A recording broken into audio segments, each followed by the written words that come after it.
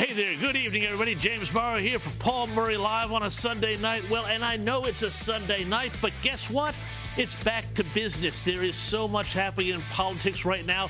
Parliament resumes this Tuesday, a little over 36 hours from now. Now, for Labour, of course, this is going to be their big triumphant return to Canberra after delivering an absolute drubbing to the coalition last May. The Prime Minister welcomed new and returning Labour MPs to Canberra today for the first sitting week of the new Parliament. And in the context of the revolutionary way the news and media and technological landscape has shifted since he himself was elected to Parliament back in the age of the dinosaurs, Anthony Albanese he was in such a good mood there with the return to Parliament, Labour, all 93 members coming in. He was feeling so nice and so generous, he even had a slightly nice-ish word to say about, Sky News. It is very different today, and we'll continue to engage and evolve in new ways. But the way in which we can engage with our constituents has never been more possible than it is right today. I remember when Sky News opened up in Parliament House, that was seen to be this absolute revolution. But within seconds, Albanese proved he still doesn't quite get it when it comes to the unharnessing of the power of the media.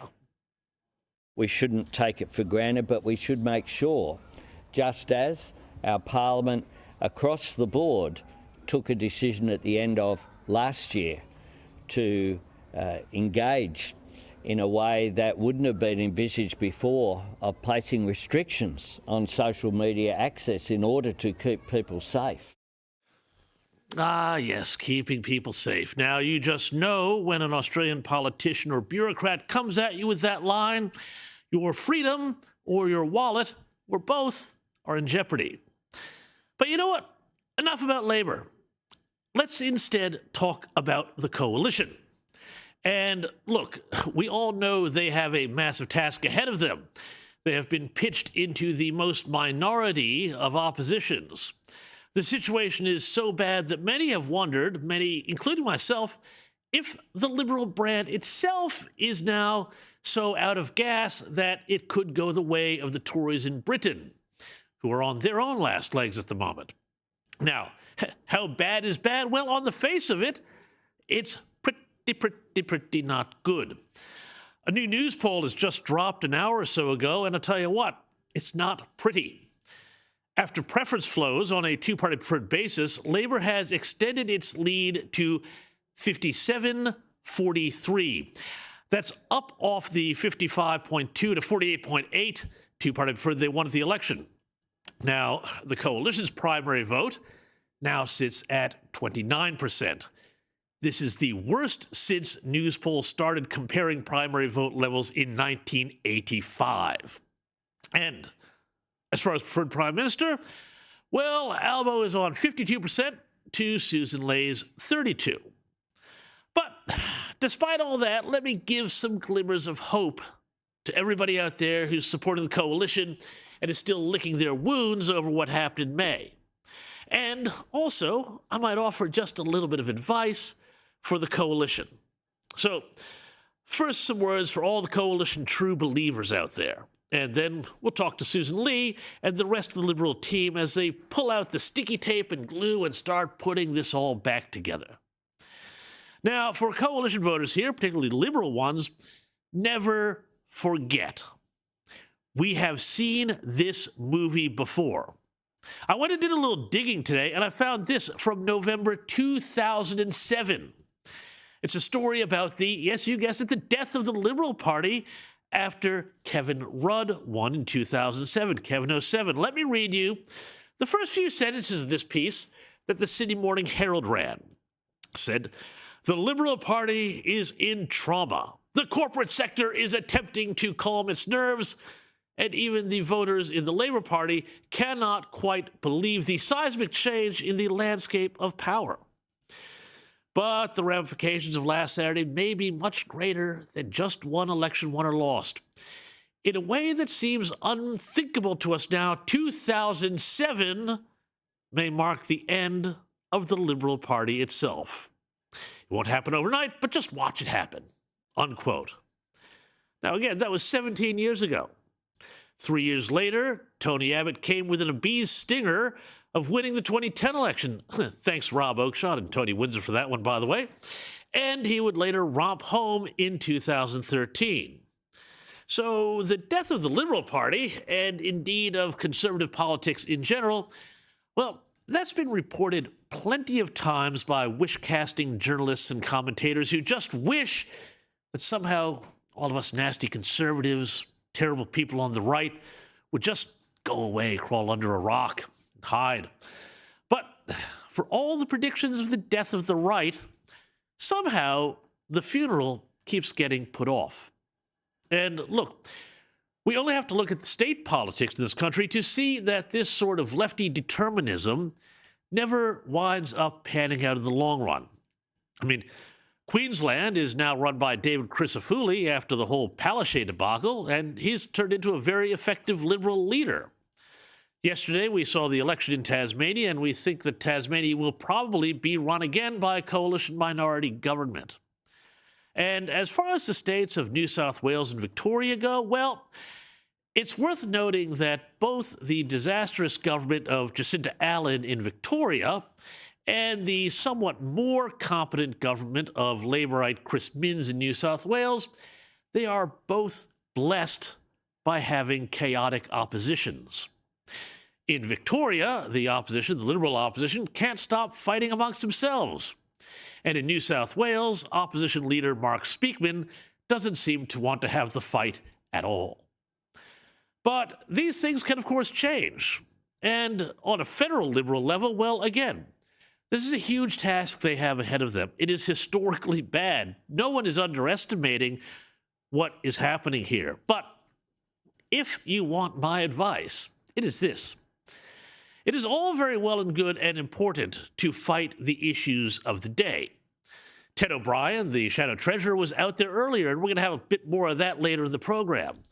But while you fight the issues of the day and whatever is happening in politics, and remember, a lot of that's going to be controlled by the government, and what they decide is going to be the issue that they want to fight about on a day-to-day basis, there's still the question of when you're actually going to the polls. And you've got to start preparing and fighting that election now. And not only that, you've got to determine what the issues are going to be, not today, but 3 years or potentially 6 years from now.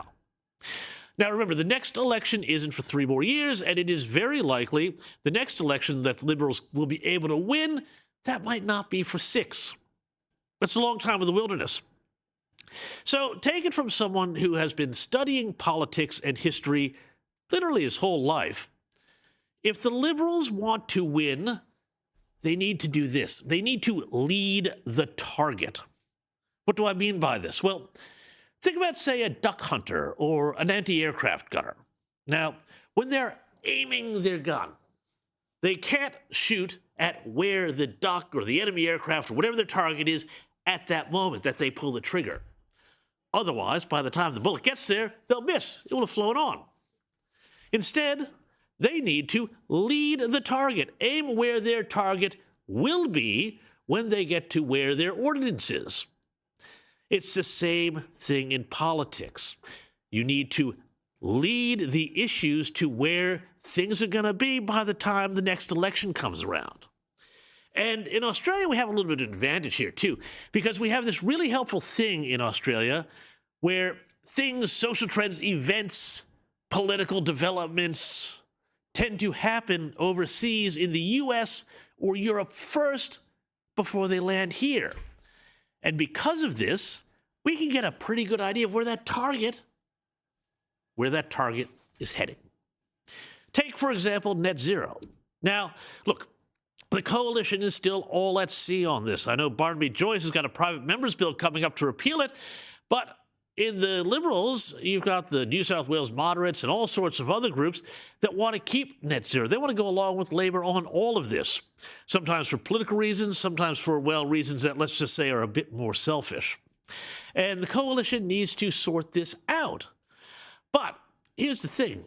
If they were to say, oh, we're walking away from net zero, sure, people would lose their minds. The ABC would go crazy. The Nine Media would lose their minds. Sydney Morning Herald would have all sorts of horrible editorials, and it would be very, very unpopular among certain people who are never going to vote for you either way. But if you look at where politics is going globally, net zero around the world is fading away.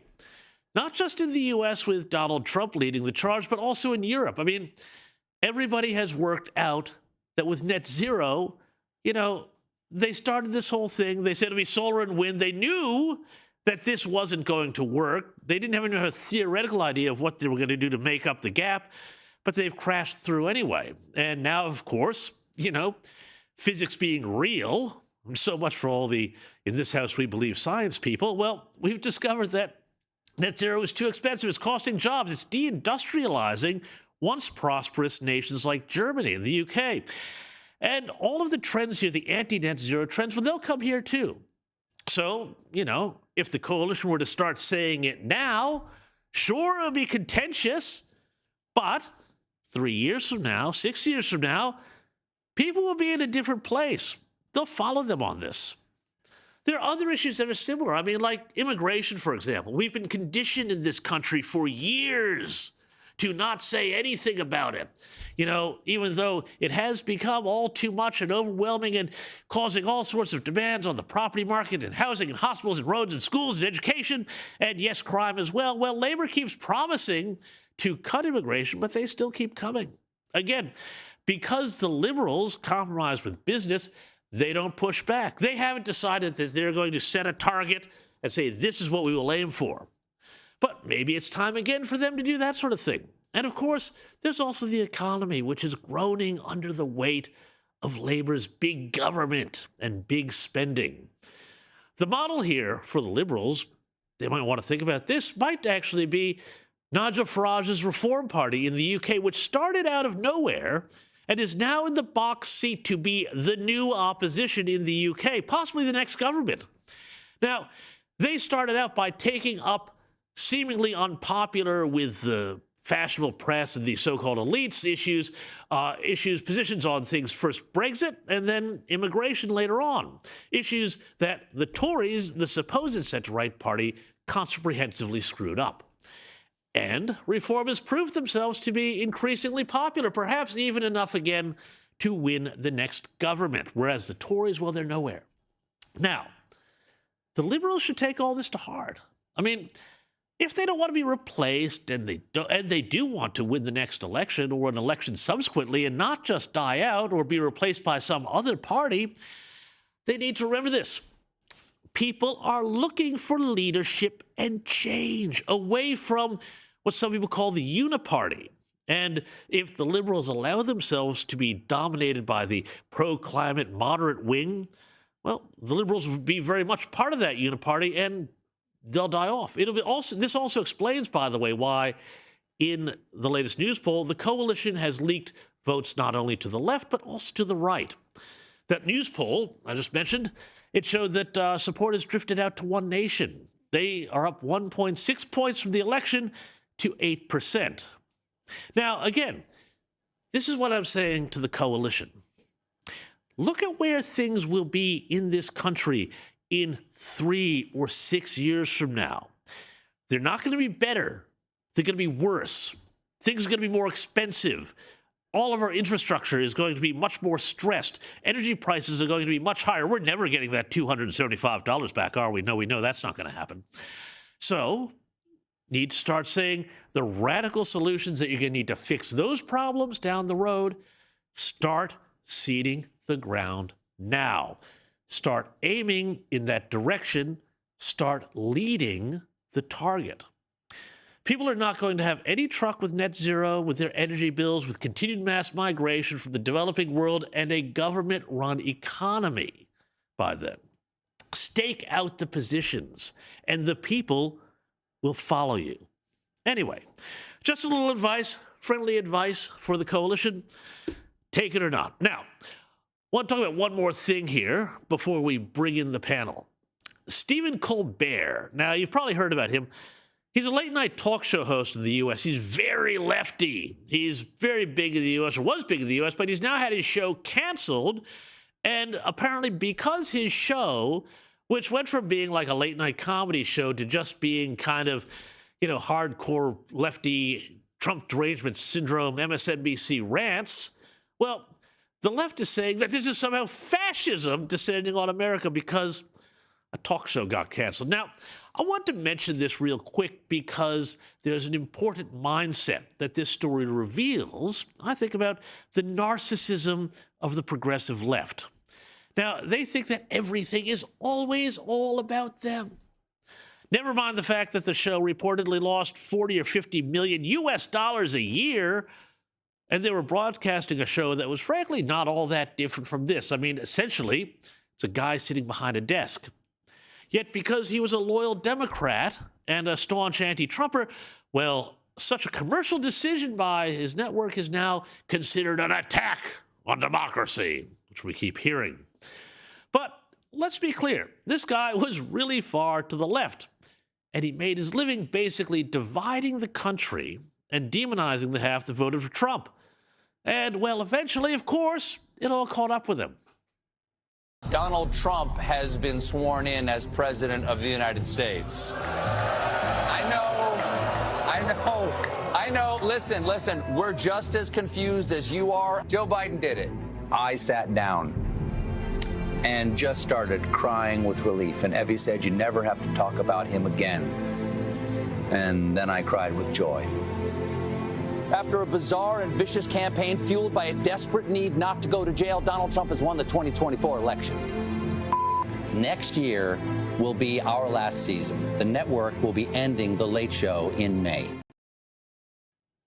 A play in 4 acts. Yeah, look, I mean, people will jump at shadows on this story, but when you're doing a late-night comedy program, which his show is supposed to be, telling half your potential viewers that they're evil doesn't make a lot of sense to me. Once upon a time in the U.S., there was great late-night shows like Johnny Carson and David Letterman before he went kind of mad. The best thing about them was that they let everyone in on the joke everywhere in the country rather than pandered for a pat on the head from the coastal elite.